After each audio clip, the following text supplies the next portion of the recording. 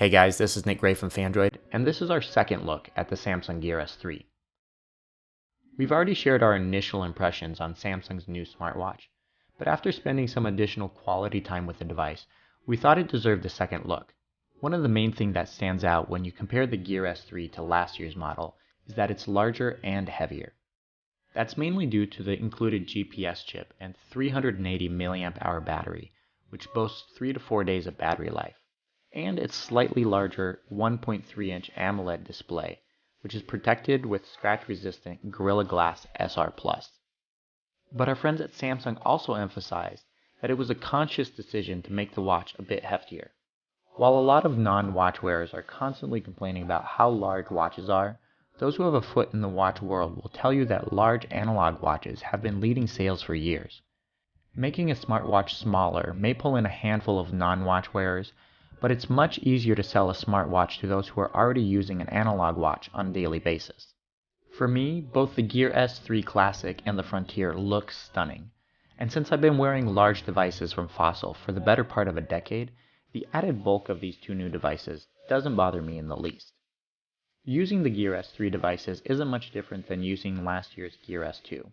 The interface hasn't changed much, and you can still interact with the software using the buttons, touchscreen, and rotating bezel. But it is a little bit easier to interact with incoming calls or notifications by rotating the bezel clockwise or counterclockwise with just one click. The design of both Gear S2 smartwatches is close to that of the Gear S2 Classic, but Samsung has improved the feel of the rotating bezel and the click responsiveness of the side buttons. The Frontier has a more rugged look with flatter tactile buttons, while the Gear S3 Classic is more stylish with less pronounced grooves on its bezel and sleek cylindric buttons on its side.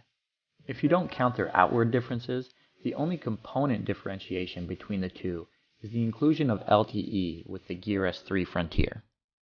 As for the differences between the Gear S2 and the Gear S3, they come down to hardware refinements found between the two models. As mentioned already, we've seen refinements in the bezel and the buttons, but the Gear S3 also supports 22mm standard lugs, allowing you to customize the watch with any standard watch strap you choose. These small tweaks and refinements make the Gear S3 look and feel a lot more like a standard watch than any other smartwatch we've put on our wrist so far. As far as specifications go, there's honestly no reason to upgrade from last year's Gear S2 to the Gear S3, unless you really need GPS or Samsung Pay integration. It's simply another device within Samsung's smartwatch lineup, and that's why Samsung will be selling the Gear S3 right along last year's model. Smartwatches are still in their infancy, but it is really exciting to see how far Samsung has come with their latest iterations. Let us know what you think of the new Samsung Gear S3 Classic and the Frontier in the comments below.